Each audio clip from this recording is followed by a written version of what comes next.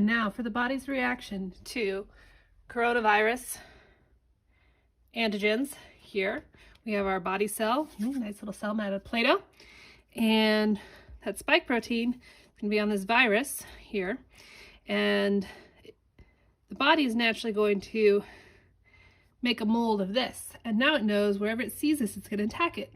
Problem is the antigens change. As you can see, different patterns evolve from the different beads that I've glued on to these golf tees to represent essentially the top of the antigen, or the antigen itself. So this is your class. You have all your little golf tees. Everyone gets a little cell. These imprint on the antigen here. These spike proteins are set in this orange to represent a coronavirus specifically. And so these mutate and that they are all different. So your body knows this one, but if it changes, it doesn't know this one. So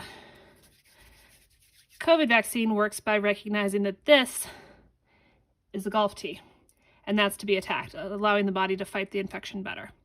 And that is antigen on a golf tee for early education and kids learning STEM.